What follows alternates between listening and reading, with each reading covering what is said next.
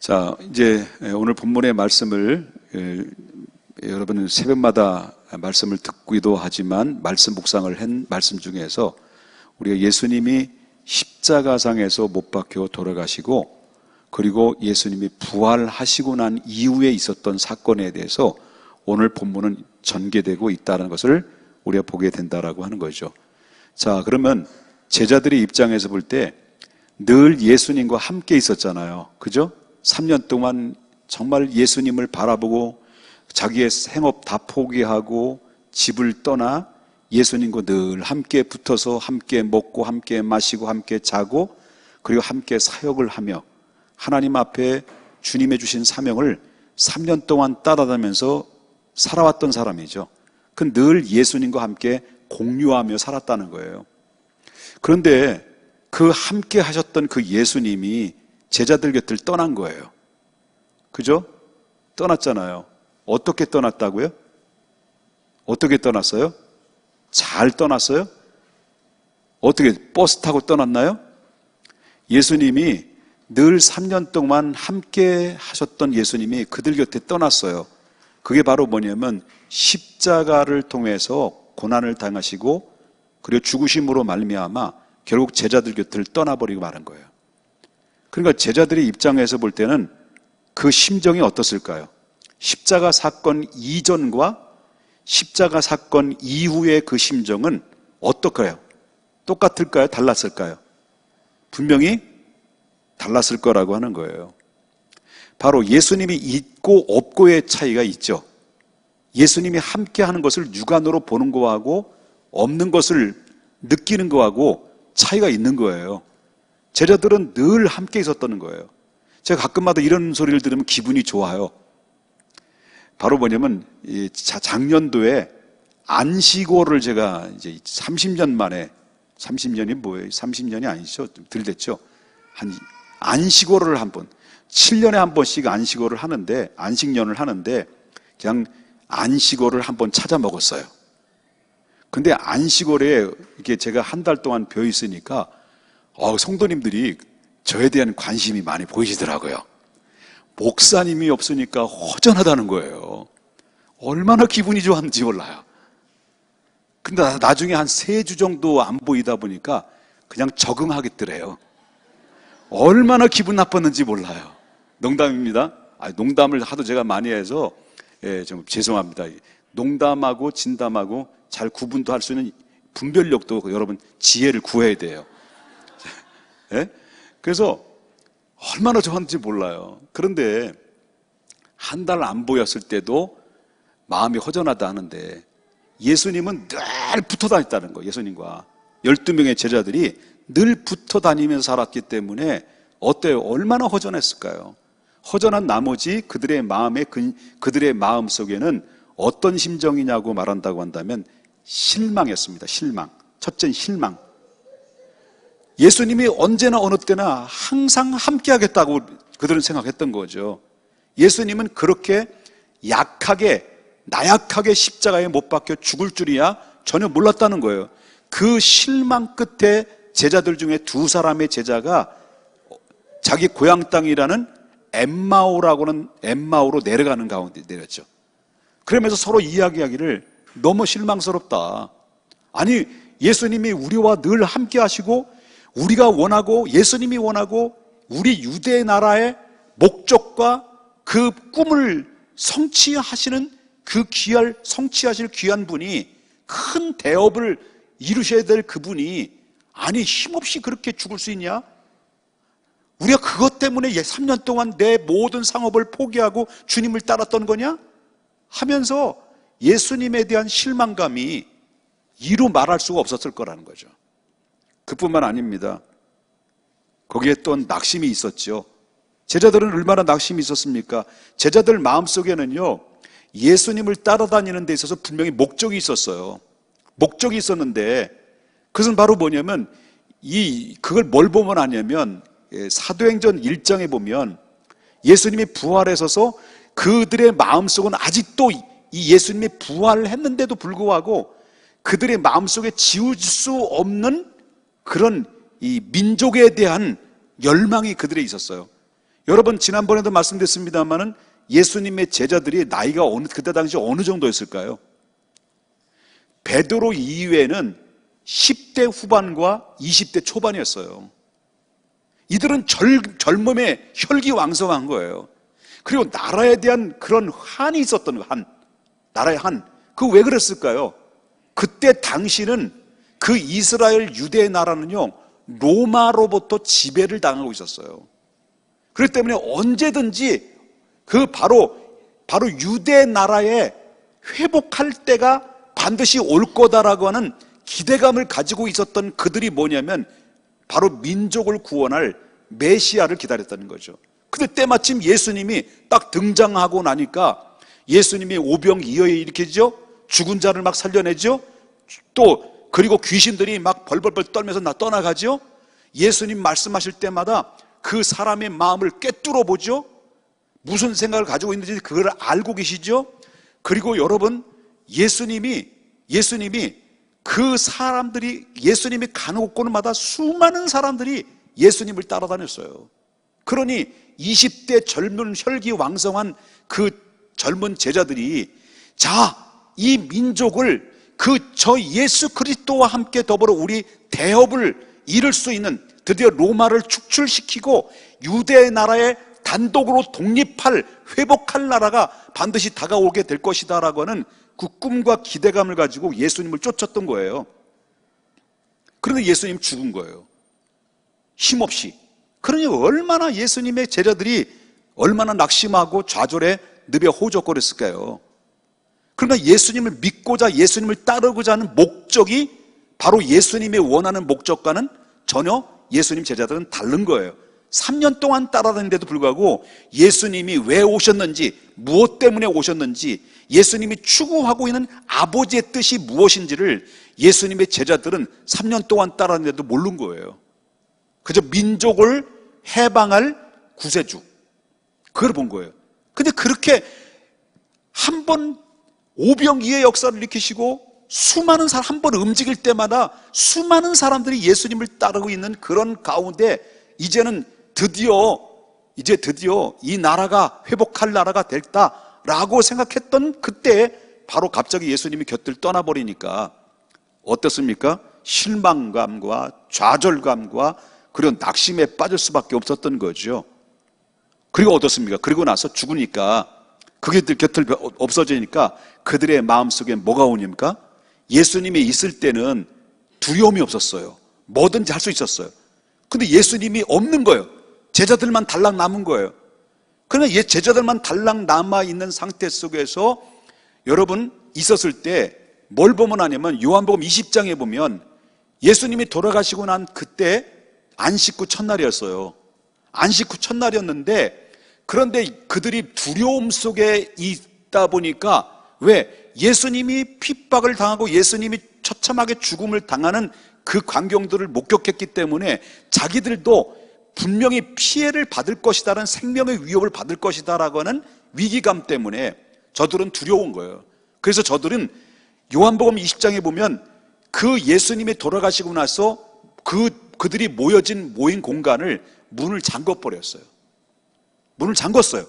그 잠궈진 상태 속에서 예수님이 그 안에 부활하신 예수님이 들어오신 거예요. 들어오셨는데 오늘 본문과 같은 맥락을 가지고 있는 건데 예수님의 제자들이 여기 보면 여기 보면 36절에 이 말을 할 때 예수님께 친히 그들 가운데 서서 이르시되 들어오셔서 그 방 안에 들어오신 거예요. 너에게 뭘 얘기했어요? 너에게 열받을지어다 이렇게 했습니까? 너에게 뭘 준다고 그랬어요? 평강이 있을지어다 그랬습니다.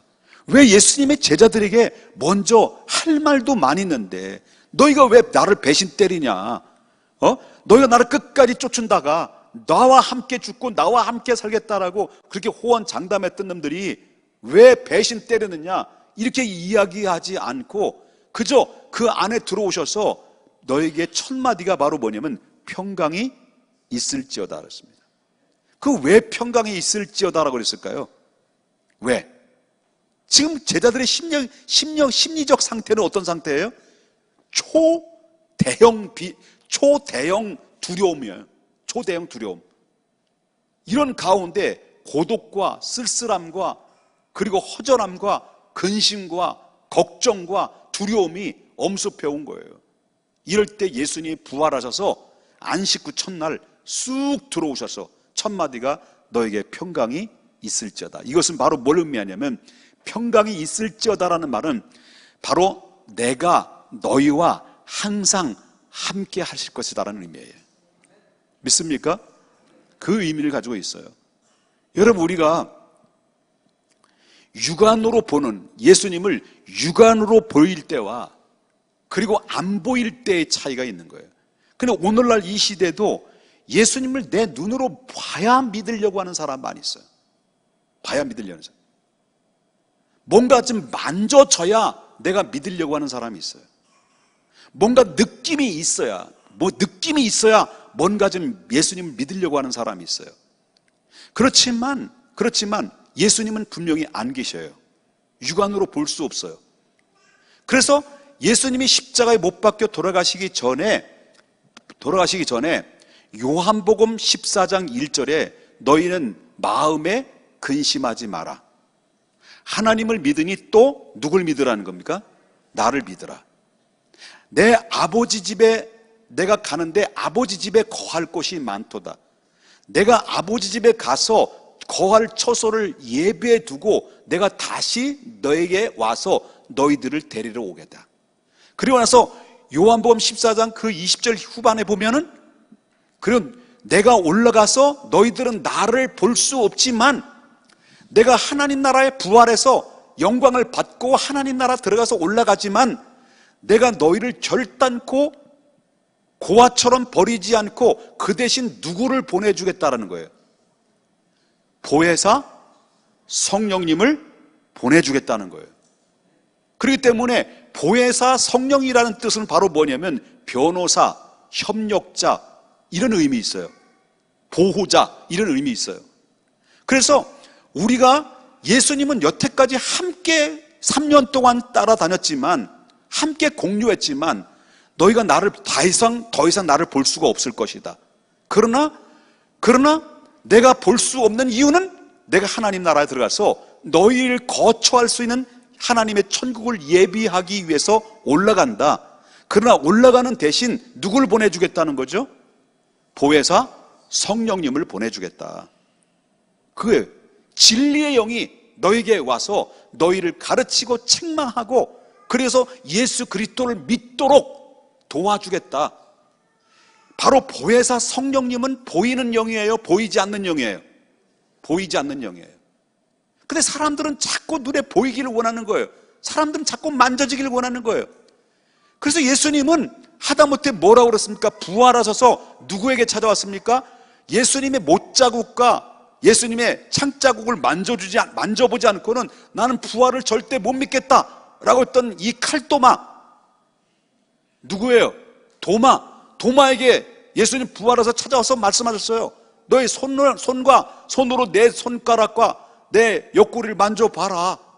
그리고 믿음이 없는 자가 되지 말고 믿음이 있는 자가 되라 라고 도마에게 증거를 보여줬어요. 근데 그 증거를 본 도마가 그 절에서 예수님의 못자국과 예수님의 창자국을 보고 그리고 예수님의 부활하신 그 상황을 목격을 하고 나서 그 자리에서 꼬꾸라지기 시작해요. 그리고 고백합니다. 입술로. 당신은 나의 주, 나의 하나님이십니다. 그때 예수님이 이렇게 얘기했어요. 너희가 보고 믿느냐? 너희가 보고 믿느냐? 보지 않고 믿는 자가 복되도다. 왜 우리가 보지도 않는데 예수님을 믿게 되느냐? 여러분, 지금으로부터 2000년 전에 십자가에 못 박힌 그 예수를 우리의 눈으로 한 번도 본 적도 없어요.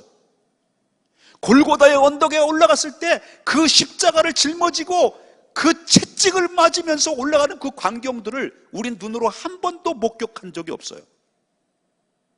그리고 예수님이 우리에게 들려줬던 그 음성 한 번도 들려준 적이 없어요. 그런데 우리는 듣지도 않고 보지도 않는 그 예수님을 어떻게 믿게 되고 어떻게 주님을 영접해서 우리가 그 믿음으로 확신을 가지고 바로 그 예수님을 향해서 그리고 천국을 바라볼 수가 있겠느냐? 그 이유는 바로 뭐냐면 예수님이 약속하신 보혜사 성령이 성경의 말씀을 들을 때, 성경의 말씀을 읽을 때, 성경의 말씀을 귀를 기울일 때 성령께 각자 심령 속에 그들을 변호해 주시고 깨닫게 하시고 책망하게 해주셔서 그래서 그를 깨우치고 눈을 열게 하시고 진리의 말씀을 듣고 그 말씀을 우리가 받아들일 수 있도록 누가 도와줬느냐? 누가 도와주기 때문에? 보혜사 성령님이. 그래서 사람들은 자꾸 보려고 해요.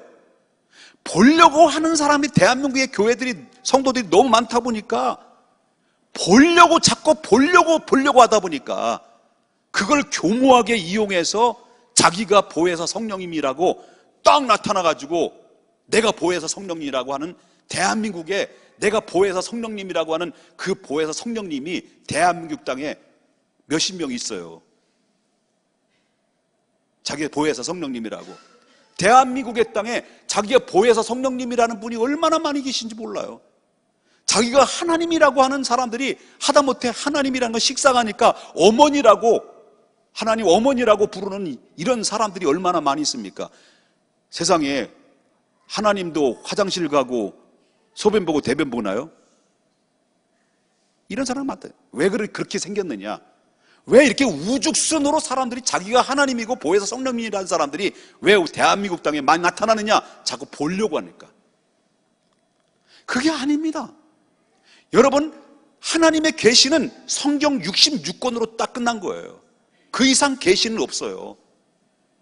내가 계시 받았다, 내가 계시를 전한다, 그거는요 이단이에요. 성경 66권 자체로서는 이미 우리가 충분히 충분히 구원받을 수 있는 길을 다 열어놓은 거예요.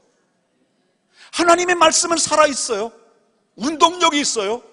좌우의 날선 어떤 검보다 예리하여 우리의 영과 관절과 골수를 찔러 쪼개기까지 해요. 우리의 마음과 생각을 감찰해서 우리를 잡아 끌어들여서 예수님을 믿도록 내 안에 성령님이 이끄시는 거예요. 그 성령님은 보혜사 성령님이에요. 보혜사 성령님은 눈에 보이는 분이 아니에요. 믿습니까? 그런데 제자들은 지금 눈에 안 보이는 거예요, 예수님이. 그래서 예수님이 너에게 평강이 있을지어다. 왜 평강이 있을지어다? 내가 너희와 영원토록 함께 있을 것이다.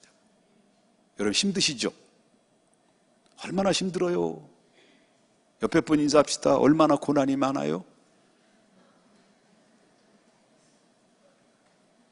힘들고 지쳐. 그 다음에 뭐죠? 낭망하고. 갑자기 째려보니까 꽉 막혀버리네요. 자, 예수님이 제자들에게 이렇게 말씀하셨어요. 그리고 나서 손과 발을 보여줬어요. 부활의 상황을 보여줬어요. 그들은 영인 줄 알았어요. 영인데 내가 영이로 온 거 아니다. 정말 부활의 몸으로 왔다. 손과 옆구리를 보여주면서 영은 뼈와 살은 없어도 나는 있지 않느냐. 생선을 먹고 생선을 드실 정도로 부활의 모습을 보여줬어요. 자, 그러면서 다음 장에 쭉 넘기면, 다음 구절 쭉 넘기면 예수님의 제자들에게 말해요. 내가 이전에 약속했던 보혜사 성령님 보내주겠다고 약속했지? 너희는 나를 볼 수 없을 것이다. 볼 수 없고 나는 하나님 나라 간다. 그러나 내가 너희와 항상 할 것이다. 그리고 여러분 마태복음 28장에 뭐예요? 너희는 모든 족속으로 제자를 삼아 아버지와 아들과 성령의 이름으로 세례를 주고 내가 너희에게 분부한 모든 것을 가르쳐 지키게 하라. 그 다음에 뭐라고 말씀하셨어요? 그 다음에 볼지어다 내가 세상 끝날까지 너희와 항상 함께 하겠다는 거죠. 그렇기 때문에 항상 함께 한다는 건 뭐예요? 바로 성령님을 보내셔서 너희를 끝까지 천국 갈 때까지 이끄실 분으로 오실 것이라는 약속이죠. 그래서 성령님은 성부, 성자, 성령 삼위일체 중에 한 분이에요. 그런데 여러분, 제자들의 그 다음 절을 쭉 보면은 제자들에게 뭘 얘기했냐면, 너희가 그 성령이 임할 때까지 예루살렘을 떠나지 마라. 성령을 받으면 너희 권능이 임할텐데, 권능이 임하면 너희가 이제부터는 민족을 해방하는 자가 아니라 인간을 구원하고 인간을 해방하는 인류를 구원할 자로 너희가 쓰임받게 될 것이다. 그래서 예수님의 제자들이 그 말씀을 듣고 120명 문도가 마가의 다락방에 들어가서 약속하셨던 그 성령님을 기다리면서 저들은 뭘 했습니까? 찬송하고 기도했다는 거죠. 그랬더니 성령이 그에 임한 거예요. 그래서 오순절 마가 다락방의 성령 사건이 바로 뭐냐면, 예수님이 부활하시고 40일 이후에, 그 다음에 그리고 주님 앞에 주님은 승천하시고 말씀하신 이후에 10일 후에 있었던, 그래서 결국 어떻습니까? 120명 문도가 전부 일제히 성령의 충만함을 받아서 저들이 능력 받으니까, 눈이 열리니까 예수님을 어떤 분이라는 것을 그때 아는 거죠. 예수님은 민족을 해방하러 오신 것이 아니라 예수님께서는 모든 인류를 구원하고 해방하시기 위해서 오신 분이라는 것을 그때서야 깨닫기 시작하면서, 바로 그것이 바로 뭐냐, 그 제자들이 그때 이후로부터 복음을 전파하는데, 여러분, 그들이 성령의 은혜를 받으니까 3,000명, 5,000명이 회개하고 돌아오는 일이 벌어지게 됐다. 그런 얘기라는 거죠. 자, 말씀 정리합니다. 할 말은 너무 많아요. 밤새도록 하고 싶은데 다리가 후들거려서 안 돼요. 더 힘을까 봐. 자, 오늘날 이 시대에 힘들고 고달프지 않는 사람은 어떻겠습니까? 여러분 다 기뻐요? 근데 더워서 짜증은 안 나요? 더워, 너무 더워. 저도 웬만하면 더위를 참으려고 하는데, 우리 설애실은요, 위에 천장 천장용 천장용 에어컨이에요. 그거 하나 틀으면 저 뒤에 옥상에 시래기가 있어요. 시래기가 있어요. 대형 시래기인데, 그것만 들으면 저기 옥상에서 와 땡크 소리 돌아가서, 그 소리 들리니까요 100원짜리가 쭈쭈쭈쭈 나가는 같은 느낌이 드는 거예요. 얼마나 불안한지. 도대체 이 죄책감이 생겨가지고요 못 틀겠는 거예요. 그래서 지금 거기 틀고 있으면서도 불구하고 제가 교회를 얼마나 사랑하는지, 이건 약간 뻥도 들어있어요. 교회를 얼마나 사랑하는지요, 왕 땡크 소리 들으니까 막 돈이 막 1,000원짜리 쭉쭉 빠져나가는 것 같은 느낌이 들어가지고요. 그래서 냉방을 안 하고요, 제습기로 돌려요. 26으로.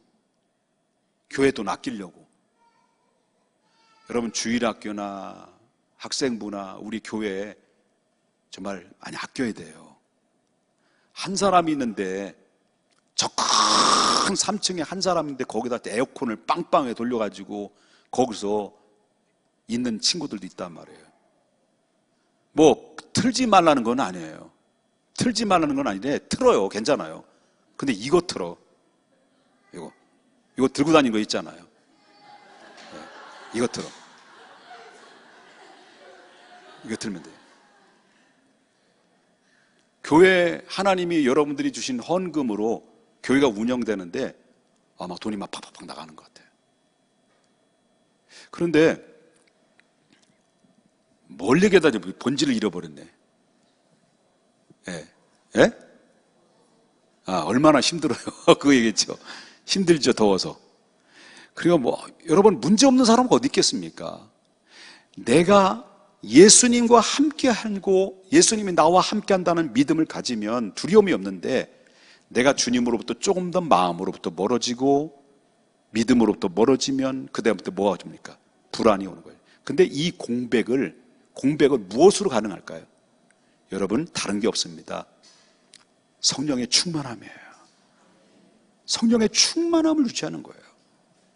그래서 내 안에 누가 계시는 거예요? 지금 이미 누가 계셔요? 그 여러분 담임 목사 안에만 성령님이 계시나요?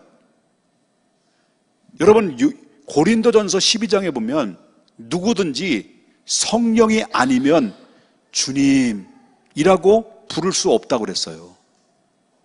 그게 무엇 말이냐면 에베소서 2장 1절에는 2장 8절에 보니까 너희가 믿음으로 말미암아 구원을 얻은 것이 아니에요. 너희가 그 은혜로 인하여 믿음으로 구원을 얻었나니. 은혜가 뭐예요? 우리가 믿을 수 있도록, 내가 믿기 이전에 이미 믿을 수 있도록 누가 나에게 마음을 열어주셨고 누가 나에게 믿을 수 있도록 잡아 끌어들였느냐? 성령님이에요. 성령이 아니면 안 되는 거예요. 그래서 성령이 아니면 내가 주님, 아버지, 아바, 성령님이 아니면 여러분 맨정신도로 여기 금요 기도에 나와서 여러분 기도할 때 뭐라고 기도할까요? 산신령님 하고 여기 기도하는 분이 있어요, 여기요? 그게 아니잖아요. 주님이라는 말을 진심으로 주님을 찾잖아요. 그 주님을 진심으로 찾는 것이 그 누구의 능력이냐? 성령이 나를 말할 수 없는 탄식의 기도로, 말할 수 없도록 나를 기도를 도우시는 내 안에 계시는, 내 안에 이미 존재해 계시는 주님이, 성령님이 나를 도와주시기 때문에. 그렇기 때문에 하나님 앞에 이런 기도, 이미 저와 여러분이 성령 주시옵소서, 이게 맞는 말이에요, 틀린 말이에요? 성령 달라고 지금 하는 게 맞는 얘기예요, 틀린 얘기예요? 틀린 얘기예요. 믿는 사람들에게는 이미 우린 성령이 내 안에 계셔요. 그렇기 때문에 우리는 어떻게 살아야 돼요? 어떻게 기도해야 돼요? 내 안에 계신 성령님이요, 내 육체의 소욕을 죽이게 해주시고 성령이 충만키를 원합니다. 그래서 힘들고 어려운 이 상황 속에 불안과 염려와 근심과 초조와 제자들처럼 이런 가운데 있을 때 지금 이런 고난 속에 있습니다. 성령님, 나를 변화시켜 주십시오. 나를 다시 한번 새 힘을 주시옵소서. 내 눈을 열어 주의 귀한 법을 보게 해주시고, 성령님이여 정직한 영으로 새롭게 해주시고, 경건의 모양만 갖춘 것이 아니라 기계적인 신앙의 사람이 아니라 가슴이 뜨거운 신앙의 사람이 되게 해주셔서 이 어렵고 고달픈 이 시대 속에서 하나님, 내가 이겨내갈 수 있도록 하나님 나를 도와달라고. 여러분, 성령님이 그냥 도와주시지만 우리 하나님께서, 성령께서 성령을 통해 주시는 것은 바로 뭐냐면 몸부림치는 자에게 주시는 거예요. 하나님 앞에 오늘 이 밤에 다른 것 기도의 제목 많이 있습니다만은 하나님, 나를 변화시켜 주십시오. 내 안에 성령님이여 충만하게 하셔서 육체의 소욕이 죽어지고 성령의 소욕이 내 안에 살아서 다시 한번 눈으로 주님을 바라보게 해주시고 영적인 영안을 열어셔서 하나님 앞에 바른 믿음으로 나의 삶을 완전히 바꾸어 주십시오. 성령이 내 안에 나를 바꿔주지 않으면 내가 변화될 수 없어요. 이게 변화되지 않으면 뭡니까? 기계의 신앙의 사람이에요. 기계의 신앙의 사람은 절대 위험한 거예요. 아멘입니까? 아멘이에요? 옆에 사람 인사하십시다. 좀 변화 좀 되세요. 주님이 함께 하심을 믿습니다.